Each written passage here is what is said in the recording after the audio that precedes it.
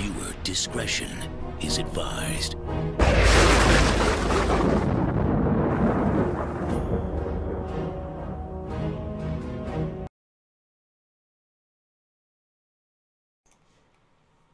Still haven't fixed that. It's like an abrupt cut of the audio. Guys, I'm going to get my shit together one of these days. But in the meantime, happy Thursday. You're listening and or watching Pwnecast. This is episode 238. We are in patch 8.1. Tonight, we're going to be talking about a lot of things, actually. But we are going to keep it super short just because it is Thursday. It is Valentine's Day. And that's just an excuse for me to not have to do anything. So, the top of our list, we're going to actually take a deep dive discussion regarding the Blizzard layoffs, just because that's kind of the topic, and I think it's important to have a discussion, talk about likely why it's happening, understand what role Activision actually plays in Blizzard's decision-making, and really how we can help support our fallen Blizz friends in this hour of darkness. And I say hour in a blanket statement because it's kind of a time of darkness. So we have that, many things to talk about, including the PvP tournament that happened this last weekend, which was pretty amazing. So go grab a drink. If you're on a Valentine's date and you're listening to this, God bless you for being dedicated. If you ditched us for love, we're not even mad about it. I'm not even sad. I fully support. But we have that and much, much more, so make sure you guys stay right here.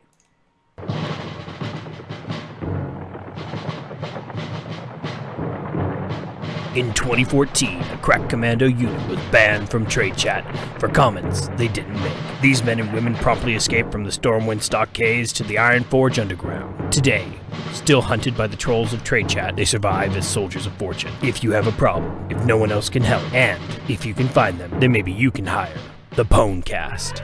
Leader and brains of the operation, it's Bell. I want tacos so bad. Betrayer of the priestly order and huntard extraordinaire, it's Remedies. Then how did you eat it in the first place? With the Pwnecast team assembled, let the battle for Azeroth begin. That, we should have had, like, I should have made a Valentine's Day song or something to put on the intro. I feel like I missed an opportunity to serenade you guys there.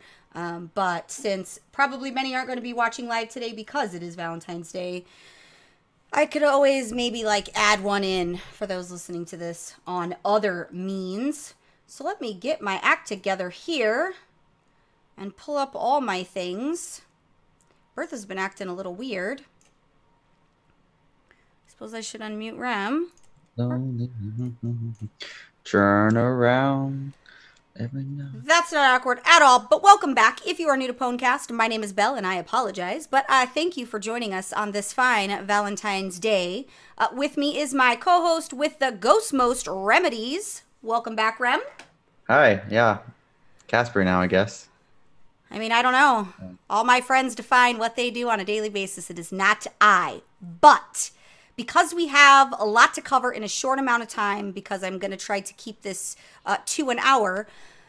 I say I'm going to try, but we all know how that goes. Let's dive into the important things that you guys need to know.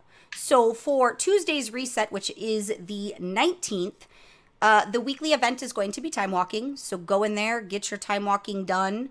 The exciting thing is with 8.1.5, we're going to have the Draenor, Warlords of Draenor time walking, which I haven't decided how I feel about that, but I'm a little bit all right checking it out, I guess. It's been... I guess every dungeon except Grimrail will be just fine. Yeah, like we passed all that. We're past the bored stage and the angry stage and all the different stages of grief. Yeah, and people have to realize it's based on like the first set of patches, so it's not going to be cakewalk. It's yeah. Like the other time walking, it's not just going to be. Well, I mean, if you know what to do, it's not so bad. But I can imagine people that skipped WoD and they go into like Everbloom on the last boss and not stepping on any of the flowers, and then it's just going to be a shit show. It's going to be fun. And I think we kind of need those things. Sometimes I think we need to be reminded of where we've been to be reminded of how good or bad it is, essentially. And I don't think that the conversation with classic is always got to be the conversation when we talk about things that are good, right? There are many great things that have come along since classic. So yeah, I know to say there's nothing. Yeah, that isn't the end all. There's a lot of quality of life. Yeah. Of things. I like electricity, so I have no desire to go back to those days, to be perfectly honest. And who has that kind of time? I don't want to play with a hoop and a stick. Get out of here. Yeah, I don't have that kind of time. I got shit to do. So make sure you guys do that for nothing else other than to take advantage of the weekly. I think I don't really particularly fancy time walking, but really it's just because it is a little time consuming for myself. So I got it. That wasn't even a pun, but I appreciate that it kind of turned into a pun, which is pretty awesome. The PvP Brawl for Tuesday the 19th is going to be South Shore versus Torren Mill, which, for me, I appreciate. It's a shit show when people don't know what they're doing. It's a clusterfuck. You know, if people can figure out what they need to do, then it's not that bad. But I enjoy that type of nostalgia. And since they're revamping, Wrathy Basin and Warsong Gulch, I'm not mad about it, if I'm being perfectly honest. Which that's supposed to be, pretty sure 8.1.5. I don't think it's 8.2, but it might be. There's a lot that's weird, so I don't know. Yeah, I'm like 90% sure it's 8.15, and then they talked a little bit about 8.2 stuff after Ashara stuff. We've got Love is in the Air right now, which it's perfect because today's Valentine's Day. Singles Awareness Day, yeah. Which, guys, just so that, like, I feel like it's important. There's always these posts on Twitter, right? This isn't necessarily World of Warcraft related, but there's always these posts on Twitter. And it's everybody, like, that is single. There's some salty folks that are very upset with Valentine's Day. Here's the thing. I'm married, right? I've been married, I think, 9 years. I hope he's watching. It's a minute. Well, like, I don't really count the marriage day just because, like, I loved him before then. So I kind of, like, I count from the beginning. The day we got married was just when it was official on paper, but, like... So what was the first day you loved him then? Well, the first day I loved him was 10 years ago. Which I think 10 years was in December. Although him and I argue, I'm pretty sure it's the 22nd. I thought it was the 24th for a really long time. I mean, as long as you get the month right, that's what matters, right? Well, it was actually our first date, which wasn't supposed to be a date. Back then, my daughter was little, so I didn't, I didn't bring men around her. But it happened because he made me love him. But for us, like, Valentine's Day isn't really so important for him and I. It isn't like this big, huge deal. For me, I get chocolate, and I know that that's the day when I'm going to get the really good chocolate. So it's good for me. Wait, what's the really good chocolate? Like the really good chocolate. All chocolate is equal for me. Like the expensive chocolate truffles. See, I don't like the expensive chocolate, though. Like, just give me milk chocolate and call it good. Yeah, no, the expensive chocolate truffles of the various dark chocolate, milk chocolate, all of it is just delicious. But it doesn't have to be this big old thing. Like, there's this huge expectation, I think, that couples have. And maybe it's the younger generation, or maybe it's, I don't really know. Actually, I just heard this on the radio. I'm going to use my brain here. So, statistically speaking, less people are partaking in Valentine's Day, but the small amount of more people that still are paying more money. So, yeah, it might be a younger generation that are dishing out more money for, like, the dinners or the dates and all that stuff. Yeah, like, here's the thing. We don't go out on Valentine's Day. Okay.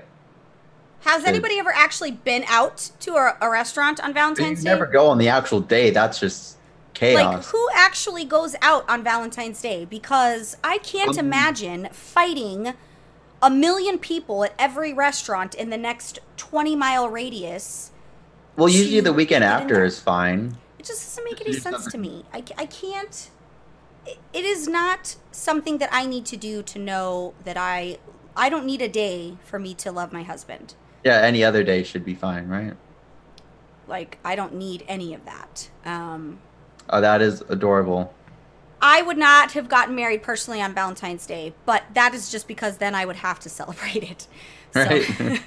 which you would think that that's actually probably pretty efficient because then you just get all your anniversary and Valentine's Day all over and done with. But it just isn't a big. That's not a bad idea, Belle. Have it on an important day, so now you can never really forget it. Yeah, you just, these things are, I think they're personal to everybody who wants to enjoy them. And like my husband, whenever he goes to get Valentine's Day stuff, I always tell him, please don't spend money on dumb shit.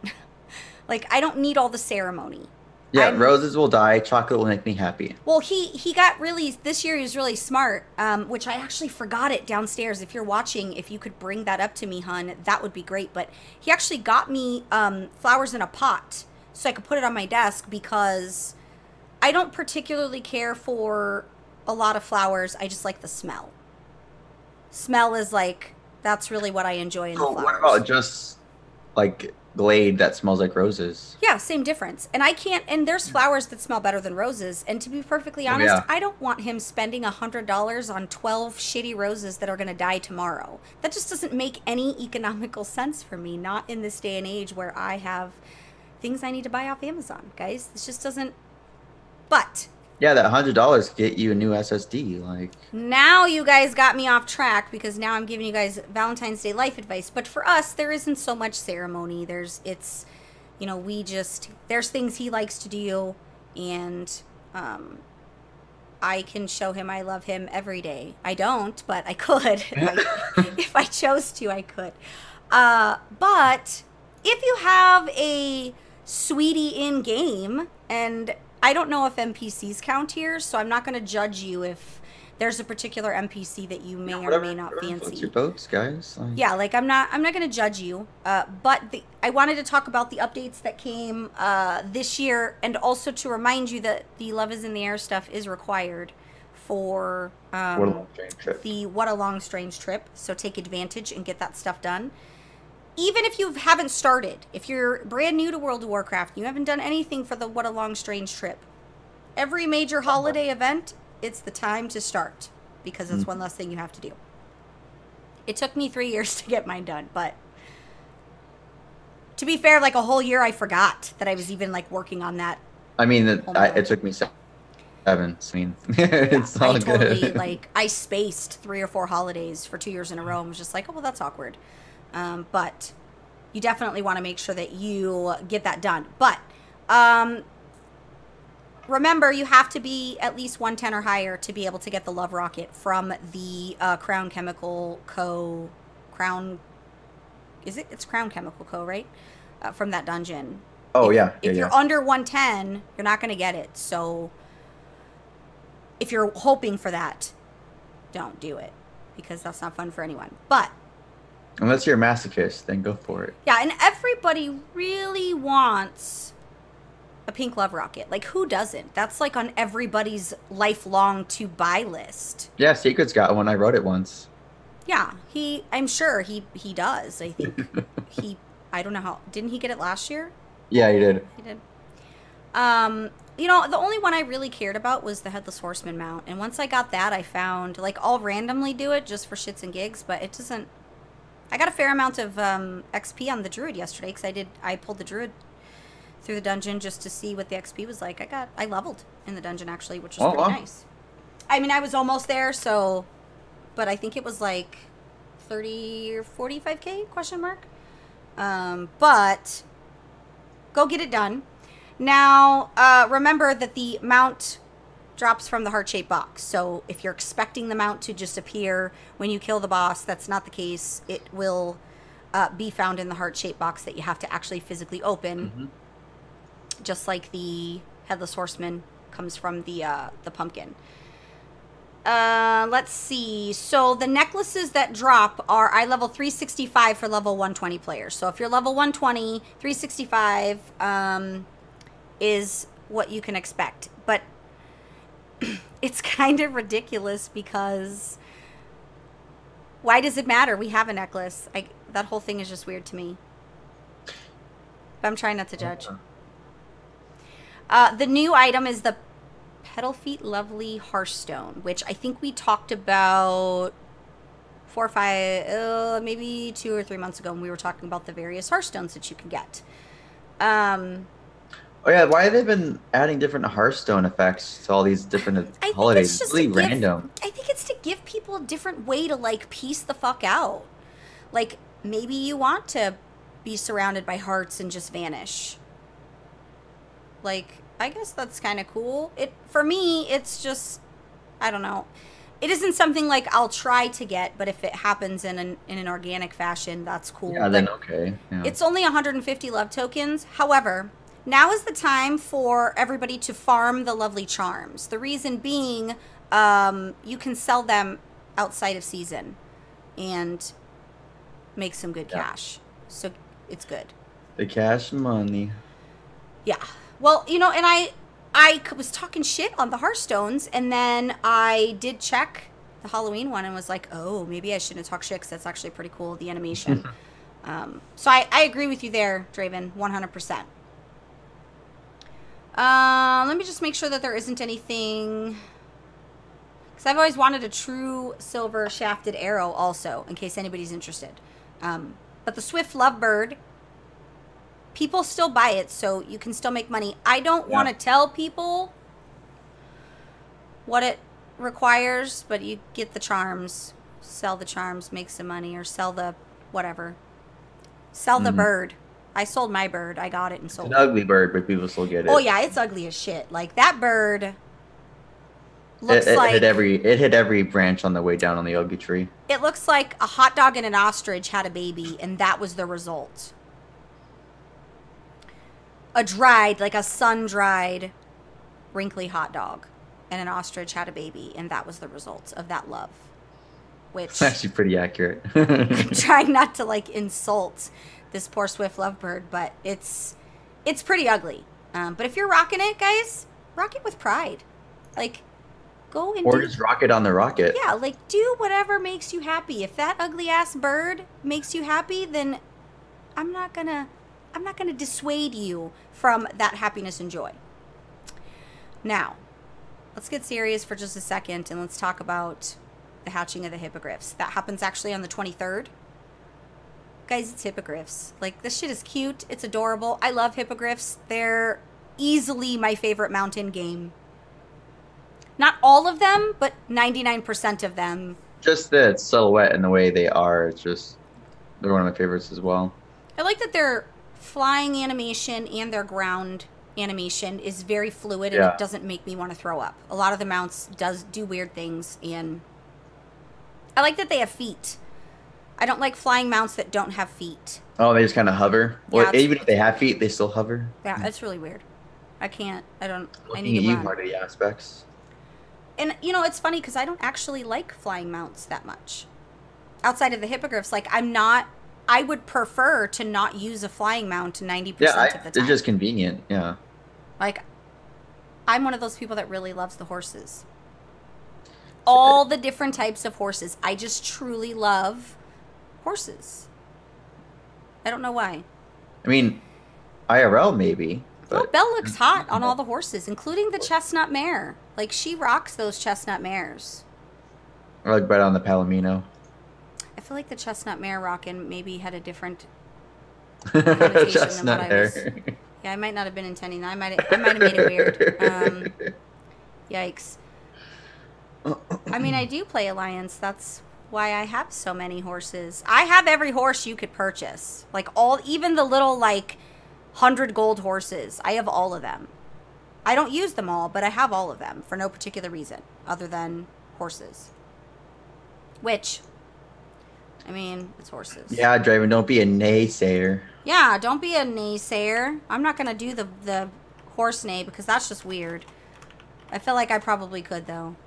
Guys, I think it's safe to say that my husband has not, in fact, heard the show or is watching, which... Yeah, he's probably sucked into YouTube. I'm not even going to cry too much about it and be that upset that he isn't paying attention, but I would like my flowers. Because flowers make the world go round. So, let's talk about hotfixes. The only hotfix that anybody gives a shit about is the PvP hotfixes, because there was some things. Oh, yeah, you do, yeah.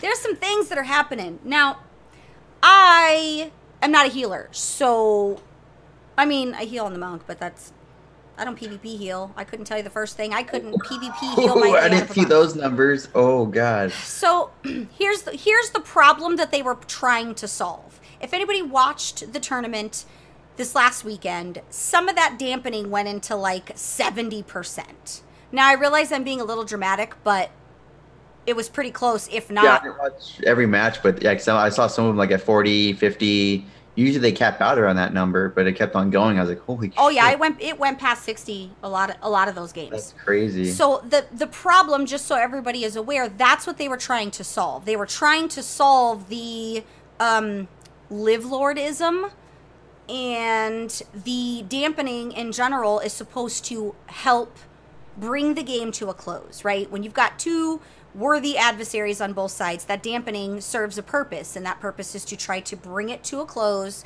They've had more than enough time to flex their dongers and show who's got the bigger DPS.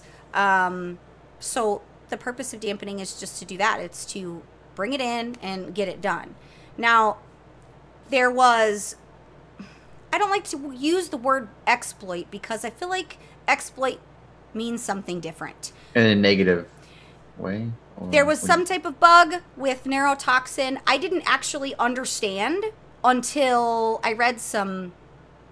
There was neurotoxin, it's a hunter. There was a lengthy shit show of players insulting each other on Twitter, and that is totally healthy. And that is great sportsmanship that we have, boys, and I expect better behavior out of those that were doing it. And some of them really know better, but they should really not get in the business of insulting each other on Twitter. Although it makes for good TV, right? Who doesn't like controversy? But I feel like you guys should be a little grown up, and you're representing yourself, your team, and wow. I don't think any of them were actually representing an organization, because I think most of them that were engaged in that shit show of a thread, Angie would correct me if I'm wrong, but I'm pretty sure most of them were just independent teams. Well, I mean, like, it's not even about the org, it's just your teammates as well. It puts them on a bad light, because... Yeah, like, here's the thing, and this is the thing about internet fighting.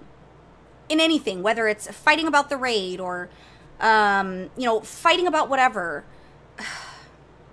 Guys, if you truly feel passionate that you want to fight with another player, another individual, whatever, go to their DMs.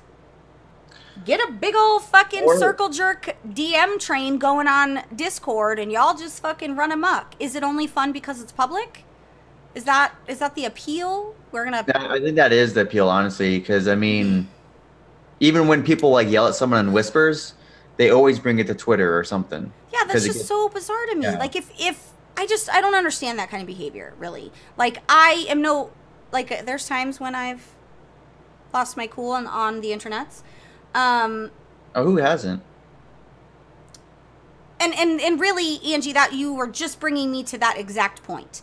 So these guys, part of the stuff with this tournament outside of these nerfs, which it's a mana regen. The mana regen was nerfed.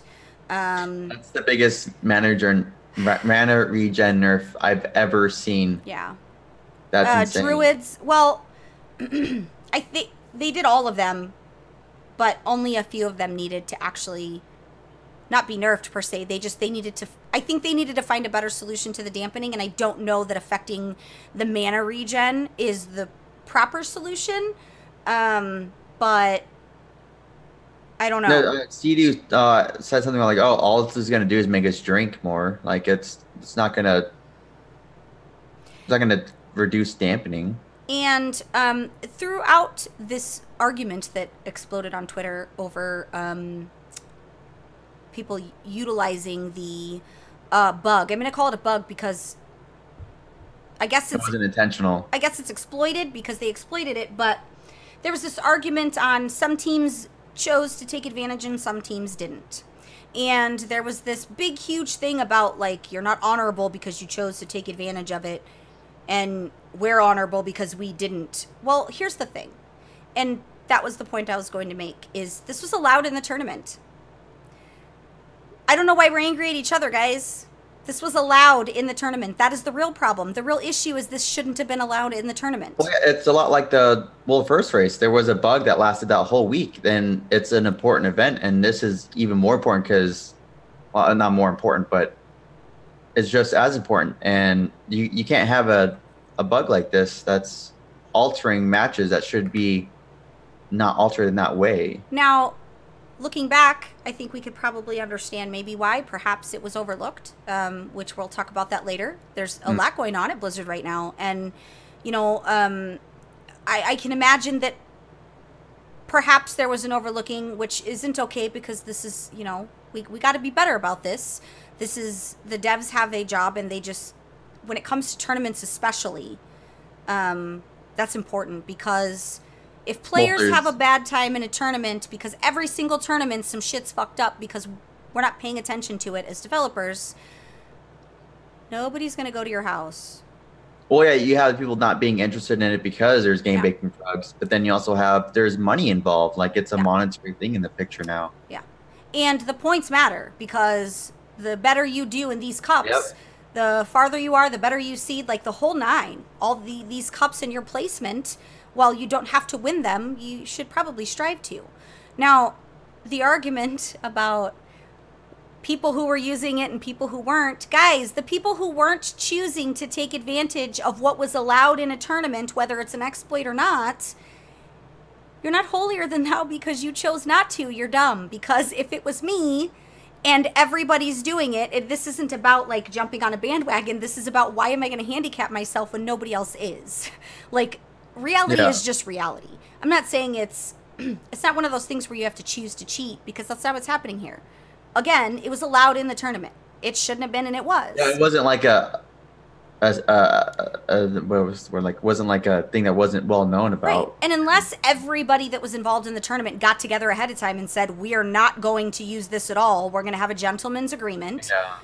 Nobody did that. And you're not cooler because you didn't. It doesn't make anybody else look bad because they did. Because I thought about this for like 4 or 5 hours after reading this series of things. And I thought, well, what would Bell do? Like, I do talk about being honorable, right? And I talk about, you know, if you know that there's an exploit, this is different because it isn't like... It's different because it's in a tournament and everybody's doing it. Like, and it's public. So it's not like they're hiding. I just... I don't know. I can't say that if... it's not to my advantage to not do it. Especially where money's involved. It's not to my advantage to not use it. Maybe the better thing should have been, maybe they should have just decided amongst themselves to not. As a group. Like, as, you know, tournament, what do they even call it? Entries? Looks like there was like a slight gentleman's agreement between most of the people. Where was this gentleman's agreement? Angie mentioned it. Yeah, but where did the agreement take place? Is there a public addressing The of this? official forums, like Twitter and stuff. Yeah, where is this public agreement? Oh, your speculation. Yeah, and you might be right. You might 100% be right. There might have been some guys that are definitely not new to the arena scene that are large vets did take advantage of triggering said. Well, was it the winners? It's just one of those things that it's like, I don't really know what I would do. I would like to say what I think I would do. But guys, I gotta be real. I'm not there. I'm not in there. I don't know what it's like to be on the road to BlizzCon. And I don't know what it's like to, the competition is fierce. Yeah. Some of these veteran guys are back, and we're talking guys that have been here from fucking day one of WoW arena tournaments. Like, these guys are no slouch, and this isn't like a physical type of thing where once they're 100, they can't do it anymore. Like, potentially, as long as their brain and motor functions are pretty great, like there isn't, I don't know that there's really a retirement age when it comes to really, I mean, even if you have arthritis, like you still have potential. Yeah, like I feel like it's just one of those things where I don't really know. But I do know that whether they did or they didn't, I can say that it's a lesson that they will have to learn on their own as players, to be righteous in their actions. Mm-hmm. If there are many people doing it and you're not, I don't know that you're benefiting from it in the long run unless Blizzard's going to adjust points. Because unless they acknowledge it or something, then I mean, taking the quote unquote the high road in this situation isn't really the high road. Yeah. Because there is no high road, low road in this situation. The only high road you're getting there is the knowledge that you didn't do that. But I don't, unless Blizzard does something that says these guys advanced or placed when they shouldn't have because they took advantage of this. Exactly. So the only low road in arenas. The only low road in arenas is being a tank. I mean, yeah, you shouldn't be a tank. If you're a tank, it's your own problem. I can't help you there. But again, if Blizzard didn't want tanks, they wouldn't make them viable. And I can't be mad at players who choose to take advantage of something that Blizzard is allowing, because we're allowing this shit show of fucking prots and tanks. So that's actually a good point. So I would say no, because technically it's a bug because it wasn't intended, but Sour Night bombs were something that any engineer could make during Wrath. And I mean, it was a viable option because an engineer can make it. I mean, there's little stuff that, I don't know. And we've talked about this in the World First Race, where there was, there's a few different levels of types of exploits. There was one, and I can't remember, but it was in Legion, and a monk could do a thing and bypass a phase, or I can't remember it off the top of my head. I'm sure somebody will remember that's watching. But it's difficult because I've said, like, in regards to in-game things, if you know, like, the gear thing where you could keep queuing and getting gear, whatever, I forget what that was. Like, if you know, that's kind of a shithead thing to do. Yeah, if you know that something is breaking a mechanic, that's different. But using something as it's intended, I don't like. There's not really a blurred line, but there is a very wavy line based on situations. If it's PvP, PvE, dungeons, raids, there's a lot of. And moreover, if it isn't intended, again, it goes back to it shouldn't have been in the tournament. Mm-hmm. It shouldn't have been in the tournament, period. Something like that should have been caught beforehand. Like, let's have some reality here. You have one job. Like, you have one job, and you just need to do that one job because that's your one job. It doesn't matter how much work you have one job, and you just need to do that one job because it's important. And a lot of people lost their jobs to make it where that department could soar. So you really should be above reproach at this point moving forward, because there was a lot of sacrifices made so that this department could, I don't really know. Everything. What have you given? Like, at this point, well, the thing is like, Blizzard didn't do anything about it. The shit was public. This shit was publicly happening in front of thousands of people as it was, like, doing its thing. Like, it was literally happening. 100%. This isn't something that, say, Method put on because Red Bull paid for the stream. Or, I know that there's been there's other tournaments, maybe MDI qualifiers or MDI stuff that isn't Blizzard. Maybe it's another organization that's putting on whatever. Like, this happened live. Yeah, on the official Warcraft platform. Moreover, they had 2 days. 2 days of stuff that wasn't broadcasted. It might even been 3. I'm pretty sure it's just 2, though. I think it's just the Wednesday and Thursday. Oh, yeah, some of the matches, yeah. But who's monitoring these tournaments? Who has ownership of watching the tournament stuff? I know that if they have managers, right? Each team, they're responsible for making sure that they don't cheat on their computers, right? Oh, yeah, you have the guys behind the players that are constantly watching what they're doing. Angie would know more than I would, but I think that there's a people that are responsible for doing that. But Yeah, typically in any tournament, they have people that are separated from the organization behind them to check for anything like that. public bugs, things that are happening on a Blizzard sanctioned event, and nobody is stopping or shutting down or doing, like, there was nothing happening.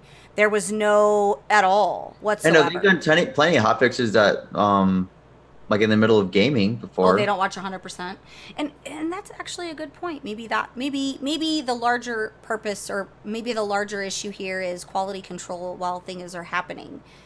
That because I mean, when we have the guys that are actually doing QA, playing the games, going through scenarios, there's a lot of stuff you can't do or that you might not go through that either arena players will actually accidentally do and then realize that it's doing something it's not supposed to do. And It's then use cases. you might not catch it. Yeah. QA only takes you so far. There's always going to Yeah. be use cases. There's always going to be specific edge cases where these are just things that you can't QA for. Yeah. And maybe this is something that they should have known. I don't actually know. I don't QA, and I don't even pretend Well, to know. It's something that should have been. Well, I think the problem too is because people built their strategy around this neurotoxin, maybe on the rogues. And if they changed it mid tournament, then it would have messed them up. But at the same time, they were in the wrong. So it's a thin line. Like, should they fix it in the middle of a tournament, or should this all be finished before tournaments, or should they just let it ride out and then fix it for the next one? And really, the grand reality here is things like this, I suppose, it's just part of the process. And, we all have human error, and it isn't always going to be perfect and lovely all the time. I think the bulk of my disappointment was just in how these guys were handling it publicly. I feel like it's important to not do those things. And it's weird that it's even coming from me, because I used to be the biggest word vomit on the internet, and I still do when it's pertinent, but I feel like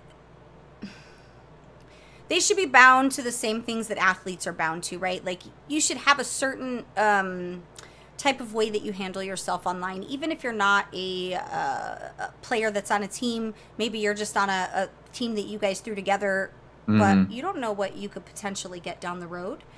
Yeah. It's just, I don't know. Well, and I don't know. I'm trying to not say things that I'm gonna not regret later, but somebody will tell me I should regret it, because I don't usually regret anything I say. But by the way, being devil's advocate doesn't mean you care about either one. It means you go on the opposing team. well, there isn't a team. I just want the players to be publicly not assholes. Be frustrated, Well, right? That's first and foremost, yeah. Be frustrated, be passionate, be vigilant in your tweets to the devs so that they hear your voice. We can do those things in a good way. Example, before Sea-Doo met the wife, and before Sea-Doo had the child, pre-Cassie, Sea-Doo was kind of a dick on the internet, guys. He won't feel upset that I said that, because he'll probably know it's true. He didn't always handle things the correct way, but then again, these are things that we learn as humans. And now he gets frustrated, but the tweets that he sends make sense, right? I instantly find myself going, oh, okay, yeah, like I'd be frustrated too, or I don't really care, but I understand. Yeah. You could be frustrated and you could have a very large voice without being an asshole, really, I think that's important, because I guess that's how they feel like they're going to get it done. Because when there's one tweet, there's 20, and then I log in and my feed is just... Well, I mean, yeah, so there should be exposure on it, but not in a negative light like they're doing when they're bashing each other and all that good stuff. Yeah, the bashing, like, you should be negative about it, and you should have a big mouth, because sometimes they won't listen to you unless there has to be many voices sometimes. But I think one guy yelling at the gate isn't going to do anything, but when you have a mob around it, then... That's not going to help anybody, really, at the end of the day. Exactly, yeah. In the words of Teddy Roosevelt, yeah. Yeah, we just have to be better about stuff, guys. And this is tough. This is tough water. This is a tough time to navigate being a World of Warcraft, player or even spectator. It's Guys, it isn't going to get any better for a while, I imagine. I think that we're in the middle of the storm as we see it, and but guys, can we just take a moment and appreciate? I just want to appreciate the fact that I heard Destro more like the amount of Destro this and Destro that and Destro this and Destro that. They're talking about the fact that the tourney was a destruction. It was so good. It was so good. Like, was Thugonomics representing well? Yeah, and you know, Venruki had said something like Thugonomics has been Destro since as long as I could remember. Oh, yeah, he's always been Destro. Yeah. So I mean, you know, he invented Destro as far as I'm concerned. Like, if I were to think of the Destro Warlock of all the worlds, it would be Thug, 100%. PvP, for sure. Well, yeah, that's what is there anything else? Destro isn't a part of raid life usually, so there isn't a best Destro for PvE in the world because it isn't a part of the meta. Except right now it is, but previously this was not a part of the meta for 2 expansions. It's been 2 expansions, yeah. Yeah, it's been largely ignored since Mists of Pandaria. And then Cataclysm, it was shit. Wrath of the Lich King, we was okay.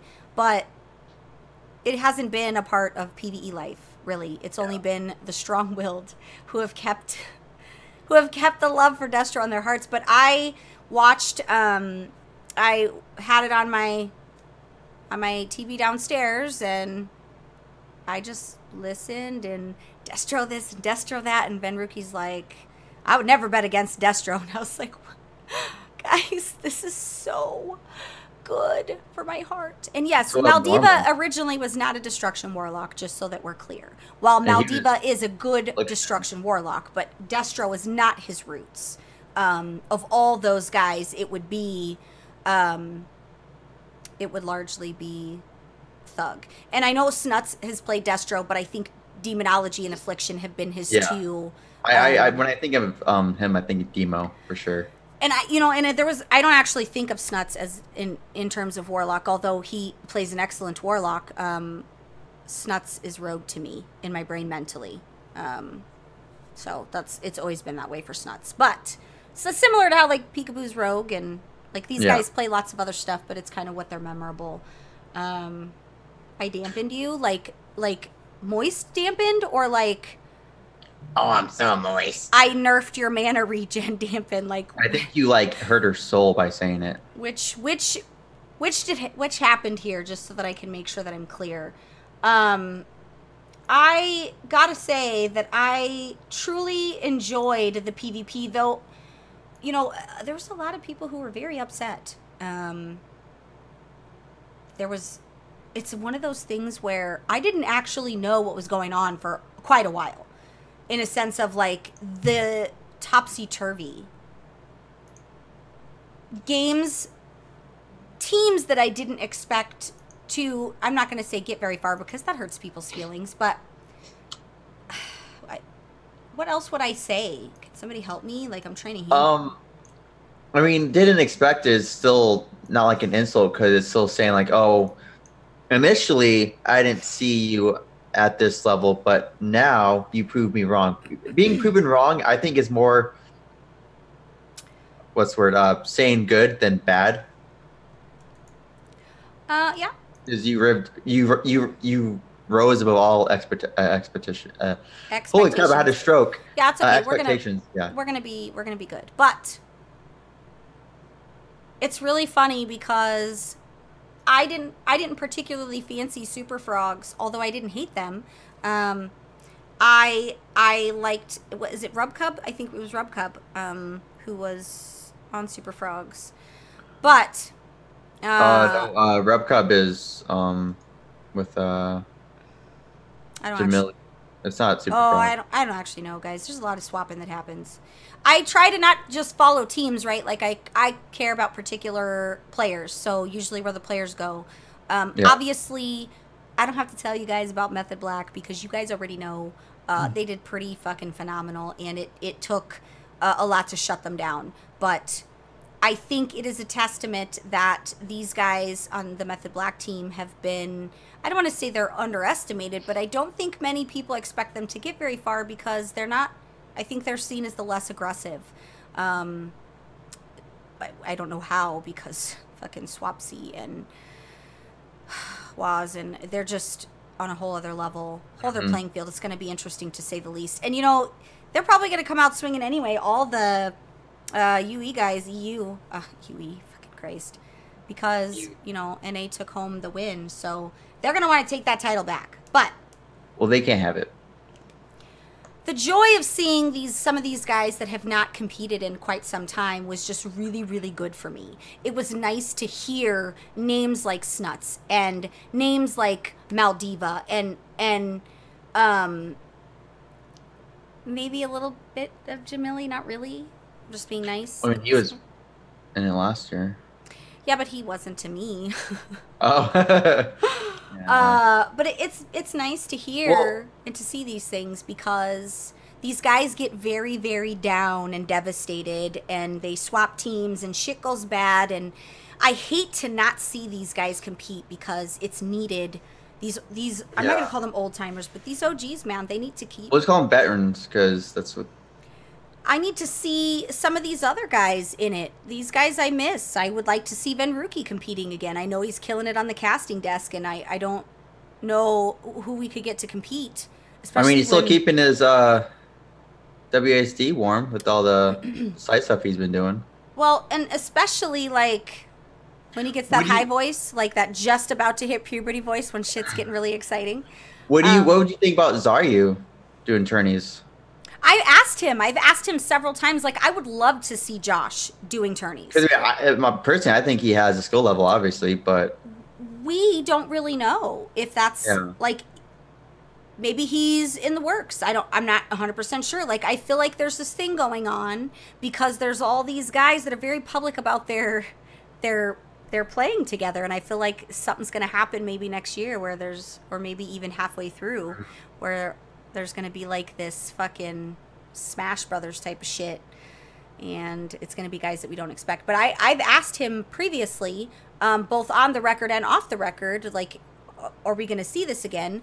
I think the only thing that he doesn't like about it is it interferes a lot with his, he has this, like, he's very religious with his stream schedule. He doesn't like to miss his streaming those. is like, Yeah, and he's very, like, he has his whole gym schedule, and it's really hard to stand on your hands all the time and be in a WoW tournament. He's been doing that a lot, yeah. And it's really hard to post shirtless selfies on Insta. I'm looking at you. Sorry, you. It's hard to post shirtless selfies. Post awesome dad bod. Yeah, like, it's hard to do that and win tournaments. So something's got to give. I imagine maybe there'll be a big thing. But yeah, Super Frogs, not surprised, to be perfectly honest.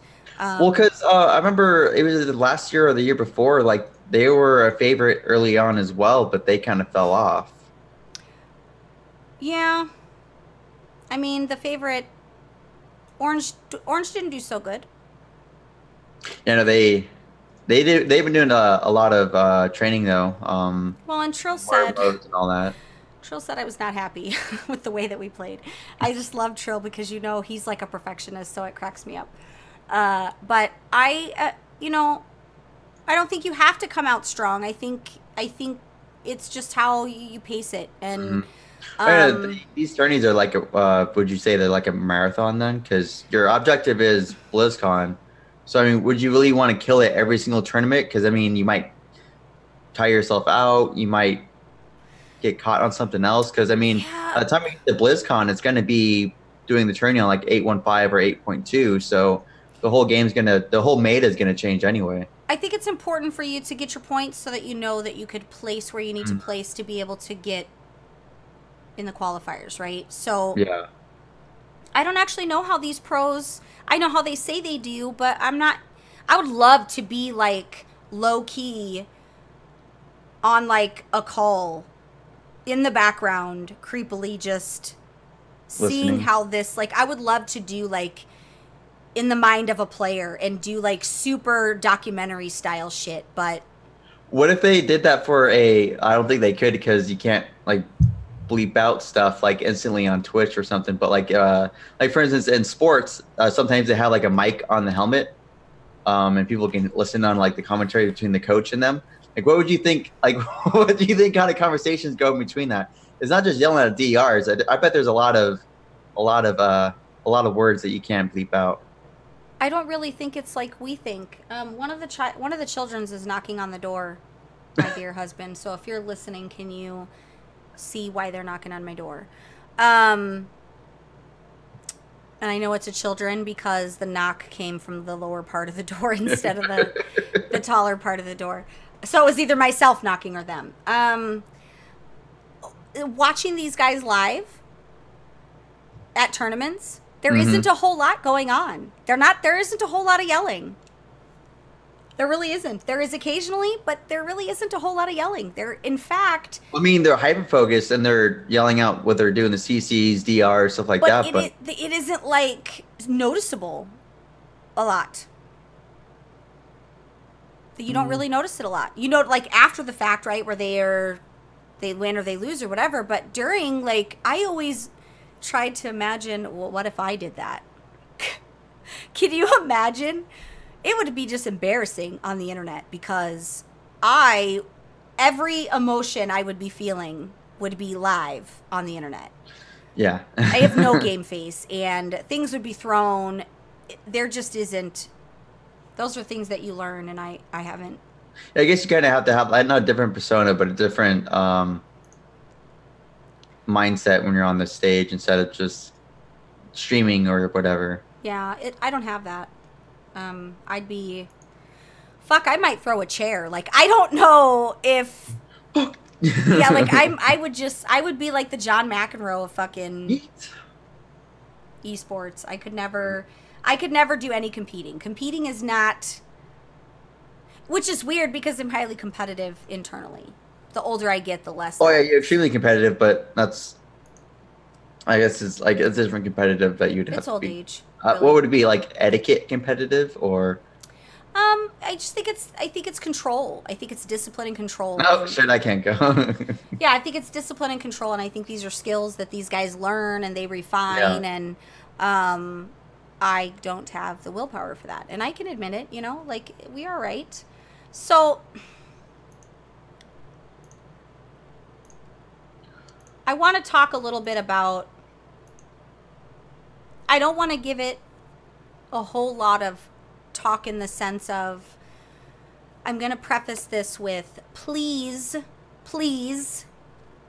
if you're listening to this on the internet, if you're listening to this on Spotify, or if you're watching this on YouTube later, or even if you're in the chat, I don't want to be influxed with comments of things that we already know, right?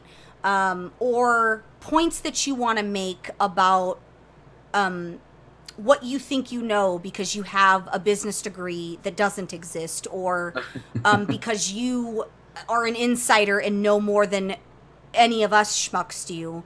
What I don't want this to be is I don't want this to be a debate. I want to talk a little bit about the layoffs because it is important that we as a community are vigilant about educating ourselves and being aware of things and not taking everything everybody posts to heart. For those of you who don't know, unfortunately, there was a very large amount. I think there was like 700-800 employees from, I think, publishing and another department. Yeah, mostly like the taps from the developers, yeah. That happened at Blizzard. Now, the shit part is somebody who worked for Blizzard, who doesn't work there anymore, had been leaking stuff to that website. Kakaktu, whatever the fuck it's called. Kataku or whatever? Yeah, so, and he had been leaking stuff for quite some time. I mean, for quite some time.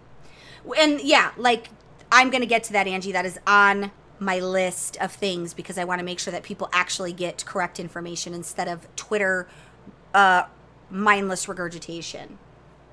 Kotaku. That makes a lot of sense. I've never actually said it out loud.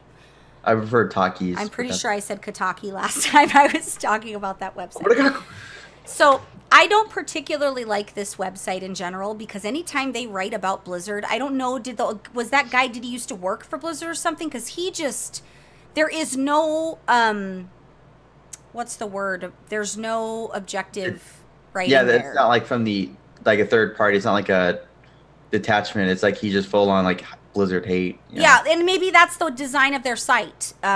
Maybe that's I don't know. I thought they were a news site, but there isn't any objective news happening there.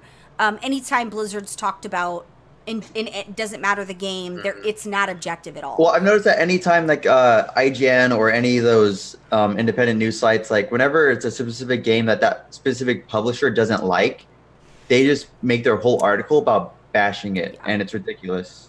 And it's important to even know the difference too. Like maybe some of these sites aren't necessarily news, but they're like informative editorials or, whatever. But if you're calling yourself a news site, I need you to be a little bit objective because the words you use and that you need to have some honor there in journalism because you're coming off a little bit like Fox 10 and I need you to not. But so it was not just Blizzard. It was Activision as a whole. There were many cuts that happened throughout all of the Activision conglomerate, umbrella, Borg situation that's happening there. So it wasn't just Blizzard. And Activision didn't...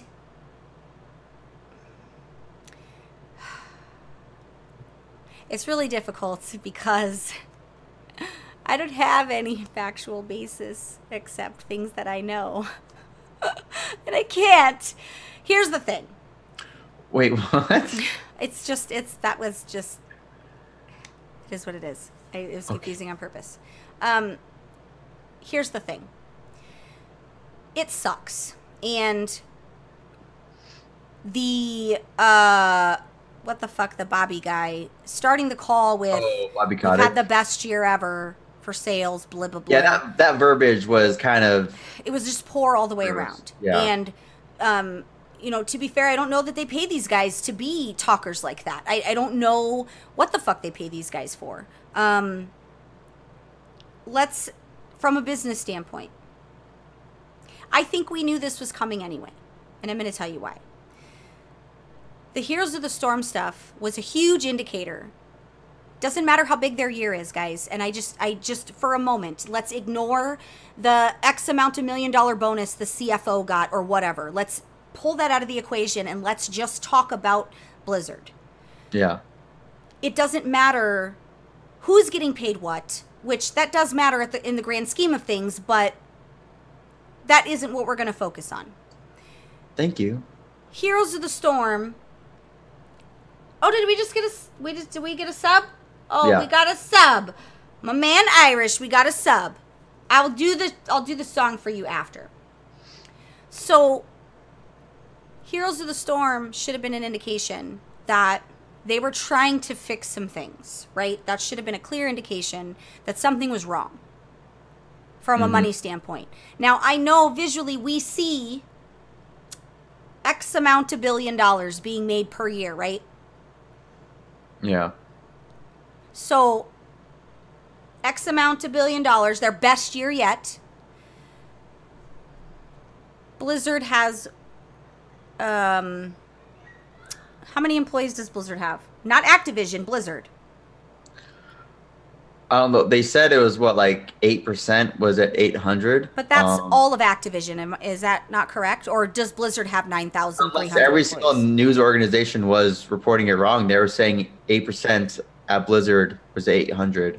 Well, because the 8% came from the quarterly call and it was Activision wide. The verbiage was used. Activision Blizzard, yeah, okay. So that I don't really know, but so you make a 11 billion million quadrillion monies, right? Yeah, but again, I don't know. Was that just Blizzard? Yeah, everything said Activision Blizzard, so I don't know. Like the quarterly call, he said 8%.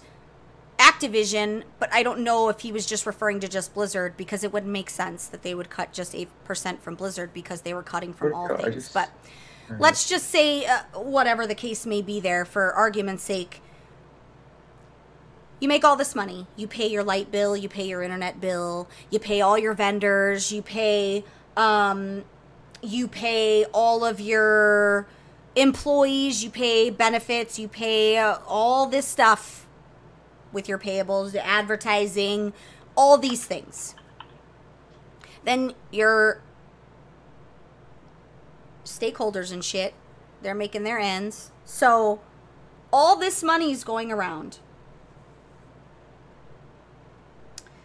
All this money is going around. What are you really left with in terms of leftovers? We don't know. We don't actually know. Nobody knows except the people that work there.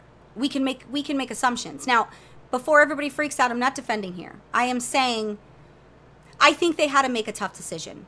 I think Mike Morhaime knew that this was going to happen, and I don't think Mike Morhaime could handle it. I think the large part here is we don't know. I can tell you from a business standpoint, I have been there. Because 2 years ago, almost 3 years ago, I survived 2 very large layoffs that gutted my company. And my company answers to a board, we have stakeholders, the whole 9.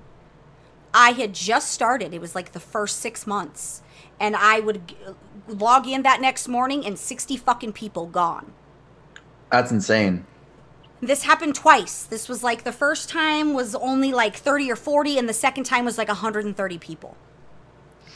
I don't know how I survived, and this was scary times. And my boss, which I'm now in her position, she got promoted, but my boss had said, we don't know what to do. We couldn't just choose talent because from a budget standpoint, that didn't make sense, because I've been racking my brain trying to figure out why these guys, these talented guys like Robert and Caden, like these guys who have been a part of our community, because they are the only ones that talk to us. Yeah. Nobody else talks to us, right? Like they're the ones that talk to everybody in the community. And I realized from a business standpoint, the longer you're there, the more you make it a company. It is why I didn't have any ambition when I started the company I'm at now, because the longer you're there, the more you rise up, or the more seniority you have, where you're getting raises on your normal levels, the more you make. Yeah. The more you make, the higher you go, the more odds are of you getting laid off when budget crunches happen. It's always the people that make more money that it happens to. This doesn't, executive level and all that's a whole different beast, guys. I don't want to fight over executives making more money than they should, because that's a whole different conversation. It is the American way from the very beginning. It's always been that way. Executives have always made more than they should. Government makes more than they should. These are things that an argument there is just taxing, and it isn't going to get us anywhere, because we're not going to change anything there. There's no change that's going to happen there. So, but what happened now? No, so Activision owns Blizzard because they bought Vivendi Games a while back. That's what she's talking about. Yeah, we knew that, though. Blizzard has never been a standalone game studio. Yeah, Blizzard has always been owned by somebody else. Yeah. Like, there was like 3 months where Blizzard was just not, and they weren't even called Blizzard back then.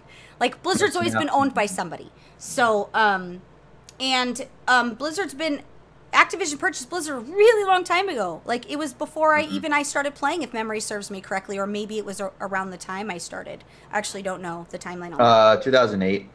Exactly the timeline. I started in 2000. Same. I started in 2008. Now, I'm not saying that this was okay by any means, right? Because on one hand, I understand their thought process is, let's beef up the development. Let's release things that aren't fucked up, maybe. That's how I'm, this is me in my positive belt mindset, hoping that somebody said this at a fucking board meeting. Because I don't know how to make sense of it any other way. Maybe they said we need to beef up development because shit's getting broken. It's being released broken. We're not able to release things on time. We are running out of fucking ideas. Whatever was being said where they decided we need to beef up the development pipeline and we need to put all of our eggs in that basket. Well, I mean, yeah, that's the silver lining. But for instance, it's not as common nowadays. But in the video game industry, it's very common for them to do all the crunching to release the game, and they release a certain percentage of the developers because everything's lax now. Everything needs to be shifted to something else. But this was just like an odd time for them to do that because they're right in the middle of an expansion, and the way they want to roll out expansions, like they need the PR team, they need all these other teams that are helping team grow as well. And you're right. And although on the one hand, if they're really putting into development, that's great. And I can get behind that if you're being genuine. And if you're going to tell me that some shit that's coming my way is going to be better than what it's been, although it isn't terrible to me, right? World of Warcraft isn't terrible. It isn't a state of terribleness right now. I'm enjoying the expansion, but to many, it isn't the same. And shit's changed, guys. We don't need to keep saying that. We know shit is always going to change. It's never going to be like it was 5 years ago. It's never going to be like it was 6 years ago. Because even from a personal standpoint of things that I enjoy in the game, it isn't the same. Even from a year ago, it's not the same. It's never going to be the same game. Nature of the beast. Yeah. But my concern, and I think this is everybody's concern, I understand some things because I've been there. And I watched people. Even in the thick of it, yeah. I've watched people that had been there from the company creation, because my company was a startup 7 years ago. And then 4 years ago, we had to go back into startup mode because we were bloated and we had more people than what we needed in those positions. We had bloated so much that we were making a ton of fucking money. The company itself was bringing in like 1.5 billion a year. For 1,000 employees, that's a ton of money. That's It was insane. all false money. We were literally bleeding fucking money left and right. Left and right.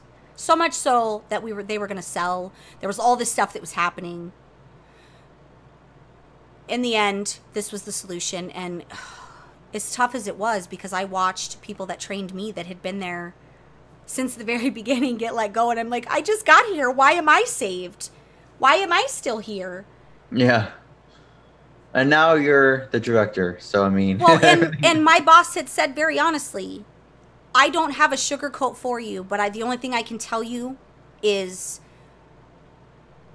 my team leader, she had been there and she was amazing. Like, I wanted to be her, and I am her now. Like, I'm a version of her, but my boss said very honestly, she made too much money. She goes, it isn't good being at the top, and it isn't good being here in longevity at the end of the day when it comes to answering to stakeholders and answering to a board and answering to people that you don't have a choice but to answer to. Mm-hmm. And it was bad, guys. Like, I've been there.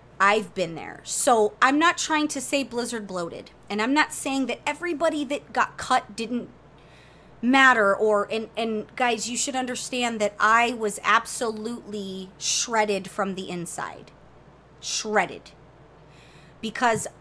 Not because this community, and not even because some of my friends were laid off.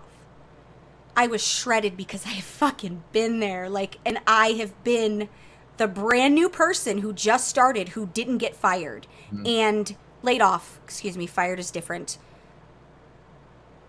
Survivor's guilt is real, guys. That shit is real. I felt so terrible that I couldn't even talk to people that had got, laid off because I just, the guilt. Yeah, survivor's guilt is a thing. Now I can tell you, this was 2 years ago. My company went back to startup mode. We weren't on the level of Blizzard, guys, so don't, but we don't own ourselves. We have stakeholders. We have a board. We don't own us.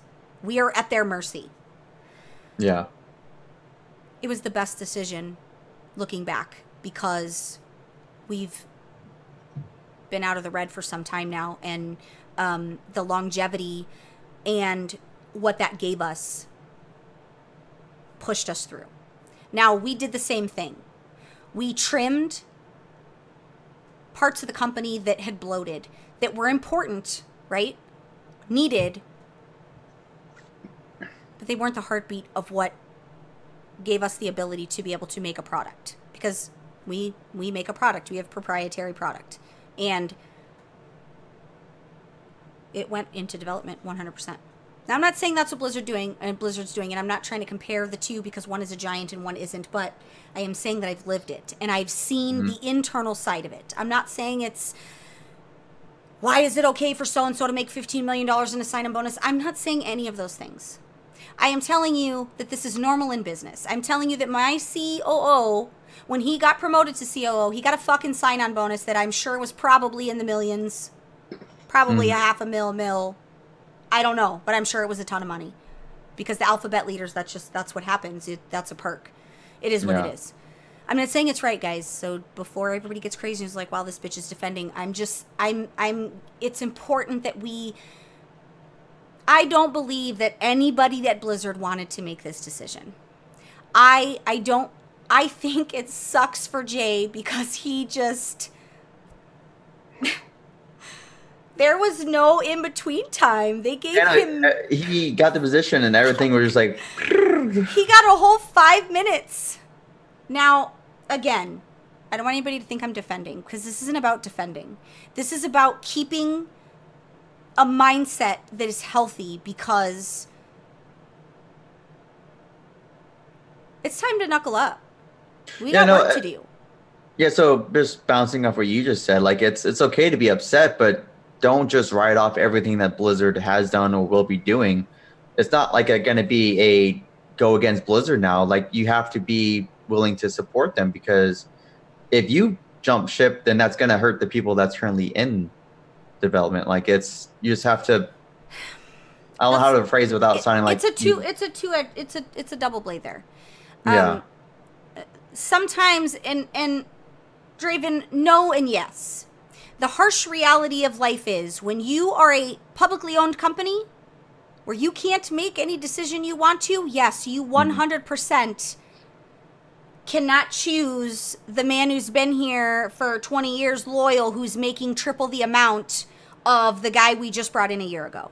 It isn't a luxury that it is able to be a thing. It's not a luxury. It just simply isn't.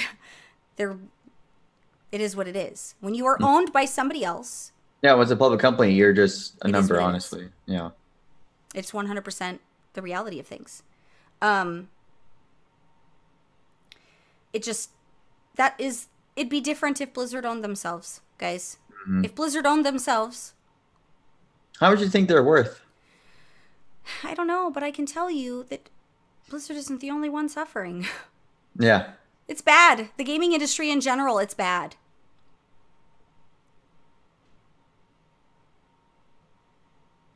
Because he probably made a ton of money, right? Because he had been there for so long. I'm sure. Especially if he's working corporate, yeah. Yep. And I'm not saying it's right because it's greed and it's fine. Oh no, it's definitely dirty, but it's what life is. And it sucks. The reason it sucks is because this was painful to watch. This was painful to watch because our world here and our community isn't about money to us, right? It isn't. It's about connections and the people. It isn't about that. And while I appreciate them wanting to focus on development, right? Because if that means you're going to stop releasing fucking bugs to neurotoxin in the middle of a goddamn tournament, then great. I'm all for it. But what was the sacrifice that we made there? And again, budget's budget, guys. It is what it is.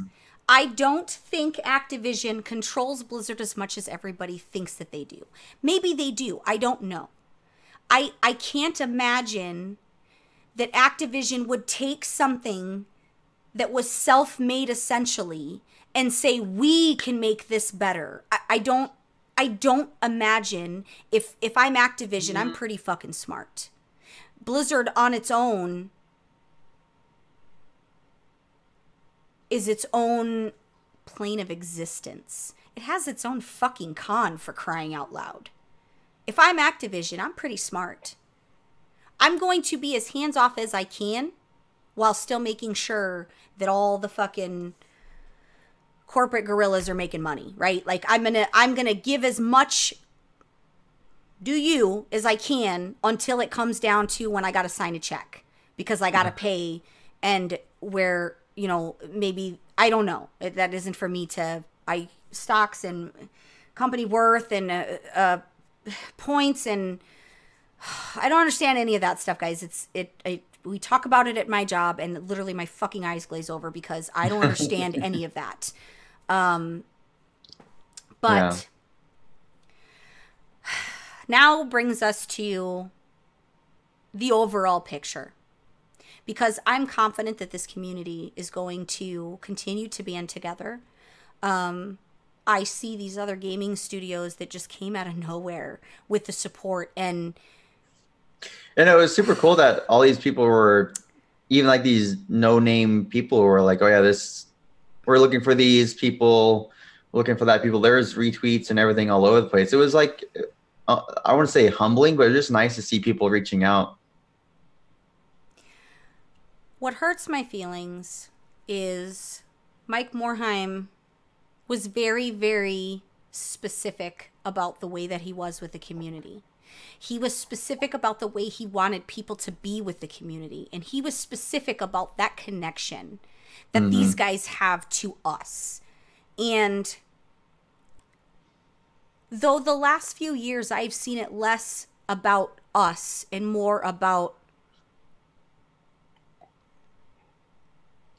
I don't know how to not insult people here, but it became less about the little guy and it became more about who had the most views on their stream.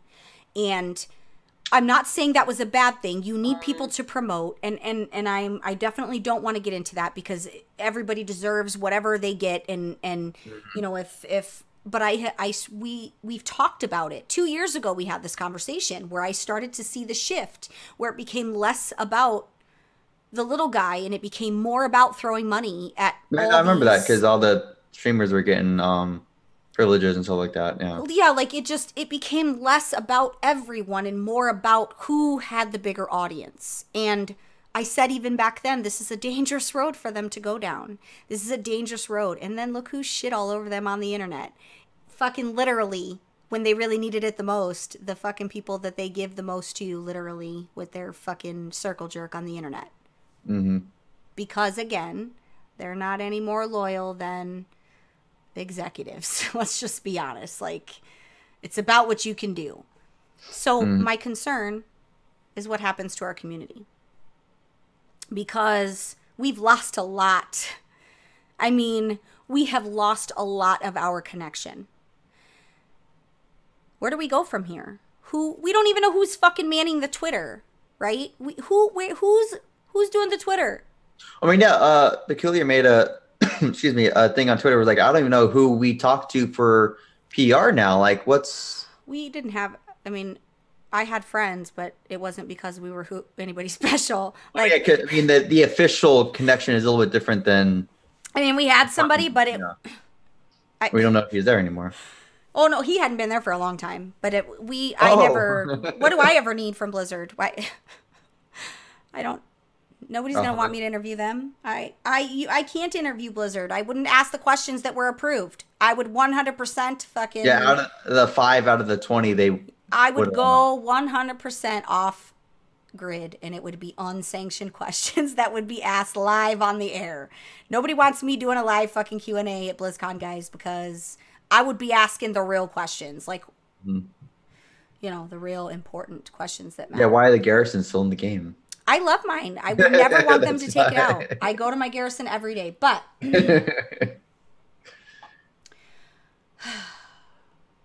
here's what we should do as people. And this isn't even about World of Warcraft, guys. If you are a fan of Blizzard in general, I think we can find a way to publicly or privately or however, I don't know what I'm proposing here, to be perfectly honest. I don't Wait, you're know. proposing to someone? You know, making your voice heard and being loud about, you know, what we dislike and boycotting. I can't imagine stopping my World of Warcraft sub and maybe that one person that stopped their sub was responsible for somebody to lose their job. I know money talks, right? And there's valid points that have been made if everybody just makes a stand. It's one of those things where I don't fucking know, guys. I can't in good conscience not continue to support, because then it means the sacrifices that our friends have made are for nothing. I don't know if there's ever... I don't know what's happening to know... Nothing could ever last forever. Things that we coveted many moons ago, change was inevitable. I don't know where we're going, and I don't know if it's going to get better or worse. I don't really know what's happening. But I know that we as a people need to be supportive, and we need to come together more instead of throwing up on the internet. Yeah. No, I agree. I've seen some things about unionize. I mean, can they? Can they? Is that a viable? I don't understand a lot about the union. So is that possible in a publicly traded company? Dev jobs in general, or because there was a Workers United as a committee, but it's not like a union. I mean, fucking Jimmy Hoffa unionized, and they ruled the fucking world, man. Wait, what was it? I really should have been, like, I was born in the wrong decade. I should have been born back then. Game Workers United is currently trying to go up against Bobby Kotick or whatever. I think there should be. Because again, guys, I'm not saying any of this is okay. I'm not saying that any of this is okay, but this is what it is. This is the very nature of the beast. And we don't know how long Mike Morhaime was able to stay the beast. Guys, this might even be Blizzard's fault. 100%. They might have put themselves in a position with slow content, Warlords of Draenor, that they lost a lot. Yeah. Like, almost unrecoverable. Right? So they needed a comeback story. They needed Legion. They needed a comeback story. I don't know the weight of poor decisions that were made and what it really cost. Because maybe this particular thing was brought on themselves. Yeah, it might have been like a long-standing thing that just eventually had to be taken care of, I guess. I don't know. I wish we could get honesty from Mike Morhaime, but I guess I kept saying 2 years ago when we started losing these guys that, you know, this doesn't have to be a writings on the wall type of thing, but perhaps it was. Well, I mean, yeah, it had to be known because what's his name? Can't remember his name right now, but one of the big guys for the Hearthstone team last year, they dropped off, and there was 6 other people that were like high-end developers that left with them that made their own little company. So I mean, there had to be like foreshadowing in the higher ups because there was a lot of shifting of things before the Mike Morhaime, Chris Metzen, all that whole stuff went down. We don't know what mistakes were made. Yeah. We don't know what mistakes were made. We don't know what's happened along the way. Mm-hmm. But to that end, the point that I wanted to make is do your research and Don't regurgitate. Don't regurgitate. Don't attack. If you're publicly on, like, Twitter's the most one, right? Because most people's tweets are public. on that note of attacking really quick, there was because I don't know Caden personally, but I know that he cares about the community. And there was someone, they made a fake Twitter, obviously, but they were personally attacking him like, "Oh, I hope you're affected by these layoffs." Like, don't be a dick. Just don't. That guy lives in his mother's basement and probably lives off Pop-Tarts. Pop-Tarts and yeah. Here's the thing. Caden is going to be okay.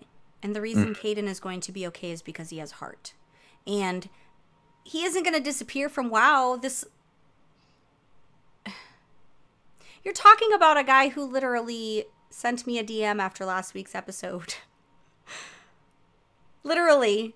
To say, hey, caught where you talked about me on the show. And I'm like, fuck, this is awkward. Just so you know, I wasn't insulting. He's like, no, I know. Because I was frustrated. That there wasn't any acknowledgement. Now I know why there wasn't any acknowledgement. The shit was going on in the background, and it was not about the world first race. Yeah. There was bigger problems at hand. To the dickbag who leaked. I know he already lost his job, so I'm not worried about that, but he's been leaking for a while. Fuck you for making these guys be worried all fucking weekend. You could have at least let them have a good weekend. But guys like Caden, they literally are the heart and soul of what these games are. Like, for World of Warcraft specifically. I'm not going to say people love it more than me, but they probably do. Well, yeah, and what I found odd is typically when you're going to let someone go, you do it on a Friday, not on a earlier part of the week. I don't. It depends on pay period. I guess, yeah. So, like, for me, I wouldn't fire Friday wouldn't be my identifier. It would be when the pay period ended, because it's bonuses are wrapped into quarters, and I wouldn't have done it mid-quarter either. So then mine would be on a Wednesday. Like, it's mid-quarter. I wouldn't have done it mid-quarter either if I had to do, which I'm praying to God one day I never have to do, but as a director, that may be a thing. Oh, yeah, you got that responsibility, yeah. But it would be, I would time it quarters, because their whole budget's done for the year, and then it's done for the year, and it's done. They break it up by quarters. So gotcha. Like, I have a new hire that's temp, but he's ready to be permanent. But because they didn't do the budget until quarter 2 for me to bring him permanent, I hired somebody else in the meantime as backfill for someone who left, and that person tried to leave like halfway through the next pay period, and I was like, no. We're going to sledgehammer you on the end of the pay period on this day, because I don't want to deal with additional paperwork for another payroll. But it's messy, and it sucks. But as a community, if you guys are on Twitter, or if you guys watch these guys stream, a lot of these guys stream, especially the ones that were more publicly known, like your CMs. Caden streams. Make sure you go check out his stream. Give them support, and give them faith, and don't shit all over shitting all over things like a game and shit like that. Yeah. That's just making it worse, guys. It's making it worse. They don't want to see Blizzard fail. Maybe some of them do. I mean, when you're laid off, you might be angry. You might go through several stages. But most of the responses that I saw, and there was a lot of Twitter feeds, but a lot of them were still positive in what Blizzard does. And I guess that says kind of something about the internal stuff that goes on with people, right? It isn't necessarily like as a whole. I think it's trust and faith that they may have in people. Yeah. But these guys are gonna land on their feet, and as a community, we can continue to support them. And support comes in many forms. I felt very helpless. I thought, well, shit. I'm bad at this. I don't know how to console people. I don't know how to do these things. I'm very bad at trying to console people because I don't have that come here and let's hug type of... You're a very good therapist, though. That's because I watch a lot of Dr. Phil, but the only thing I could do is just retweet. Not a monster. Like, I didn't know what else to do, so I'm like, fuck it. I have lots of friends that I know lost their jobs. I'm just going to retweet every fucking thing I see, unless it's in the porn industry, and fuck, I might even retweet it then, because maybe the porn guys need CMs too. Who am I to I mean, everyone needs a pillow fluffer. But, support them. Go to their streams. Go, don't say things like, well, it should have been this one and not this one, because we all think it, and I thought the same thing. Somebody said it so great on Twitter.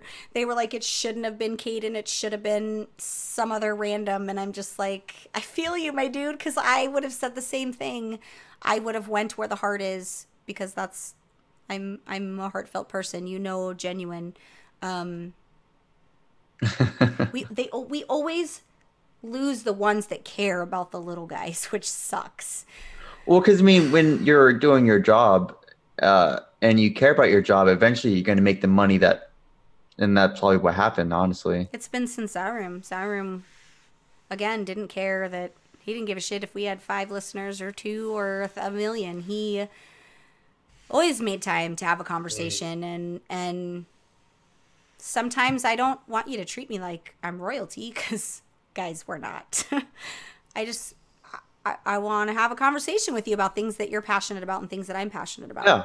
I don't want to be friends with Blizzard people just because they work for Blizzard, like some people I know. I just want to talk about games and have a good time.